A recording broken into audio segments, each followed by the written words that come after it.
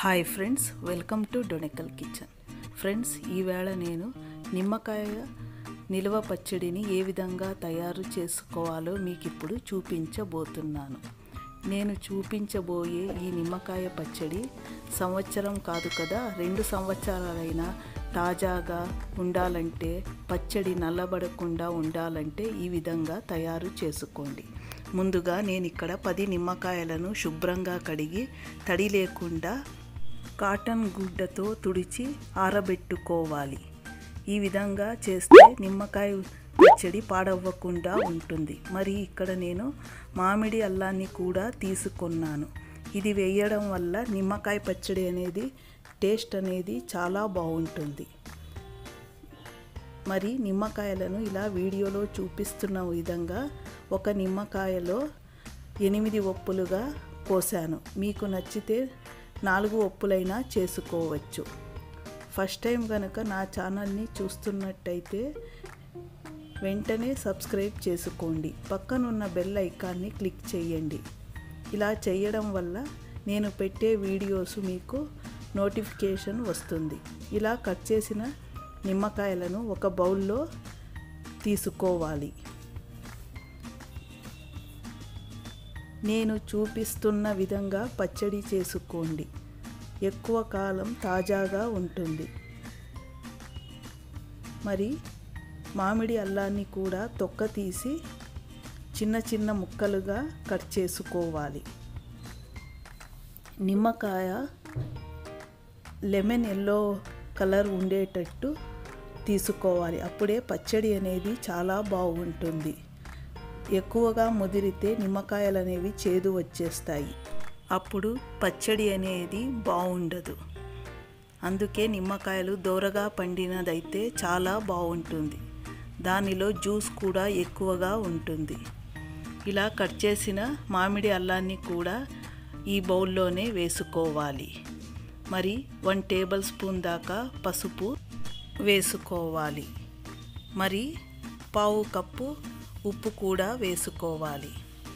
మరో ముఖ్యమైన ఐటెం ఇప్పుడు వేస్తున్నాను. అదే 50 గ్రాముల దాకా పటిక బెల్లాన్ని దంచి వేయాలి. ఇది వేయడం వల్ల పచ్చడి అనేది చాలా అంటే చాలా టేస్టీగా ఉంటుంది. దీనివల్ల స్వీట్ అయితే రాదు. ఇలా వేసినట్టు కూడా ఎవరికీ తెలియదు మీరు చెప్తే కానీ. ఇలా బాగా దంచి వేసి బాగా మిక్స్ చేసుకోవాలి. ఇది వేయడం వల్ల పచ్చడి ఎక్కువ రోజులు తాజాగా ఉంటుంది. ఇలా బాగా మిక్స్ చేసిన తరువాత మూత పెట్టి 10 రోజులు ఊరనివ్వాలి.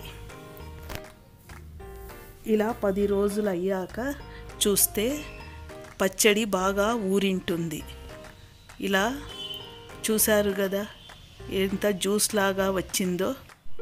మరొకసారి బాగా కలిపి మూత పెట్టి 1 నెల పాటు అలాగే ఉంచేశాను. అప్పుడప్పుడు కలుపుతూ ఉన్నాను. అంటే 2 రోజులకు ఒకసారి, వారం రోజులకు ఒకసారి కలుపుతూ ఉన్నాను. నెల తర్వాత చూస్తే నిమ్మకాయ ముక్కలు బాగా మెత్తబడి ఉంటుంది. ఈ విధంగా ఉంటే పచ్చడి అనేది చాలా టేస్ట్గా ఉంటుంది. దీనిలో నుంచి కొద్దిగా పచ్చడిని ఒక బౌల్లో తీసుకున్నాను. ఇప్పుడు నేను చెప్పే టిప్స్ని ఫాలో అవ్వండి. నిమ్మకాయ ఊరగాయ పర్ఫెక్ట్గా వస్తుంది. 1/2 కప్పు దాకా కారం పొడిని వేసి బాగా మిక్స్ చేసుకున్నాను. ఇలా ఎప్పుడు కావాలో అప్పుడు మాత్రమే ఇలా కారం పొడిని వేయడం వల్ల నిమ్మకాయ పచ్చడి అనేది తొందరగా నల్లబడదు. దీనికి పోపు కోసం 2 టేబుల్ స్పూన్ల ఆయిల్ వేసి 1/2 టీ స్పూన్ ఆవాలు వేసి, ఆవాలు చిటపటమన్నాక కొద్దిగా ఇంగువని కూడా వేసి పూర్తిగా చల్లారనివ్వాలి. మా అత్తయ్య గారు నిమ్మకాయ పచ్చడిని ఈ విధంగానే పెడతారు. ఎప్పుడు కావాలంటే అప్పుడు ఇలా పోపు కారం పొడి వేసి వాడుకుంటాము. ఇలా బాగా పోపంతా మిక్స్ అయ్యేటట్టు బాగా కలుపుకోవాలి. మా హస్బెండ్ ఒకసారి ఫారిన్ వెళ్తుంటే అప్పుడు నిమ్మకాయ పచ్చడిని ప్యాకింగ్ చేయడానికి ఒక షాపుకి తీసుకెళ్ళాను. అప్పుడు ఆవిడ ఇలా అడిగింది, నిమ్మకాయ పచ్చడి ఇంత ఎర్రగా ముక్కలైతే చాలా మెత్తగా ఉన్నాయి, ఏ విధంగా తయారు చేస్తారని అడిగింది. అప్పుడు ఈ విధంగానే తయారు చేస్తామని చెప్పాను. అప్పటి నుంచి ఆవిడ కూడా ఈ విధంగానే తయారు చేసుకుంటున్నానని చెప్పింది. ఇప్పుడు కనపడినా అలానే చెప్తుంది. మీరు చెప్పే కొలతలలో చేసుకుంటూ ఉన్నాను, పర్ఫెక్ట్గా వచ్చింది, మా పిల్లలకు కూడా బాగా నచ్చిందని.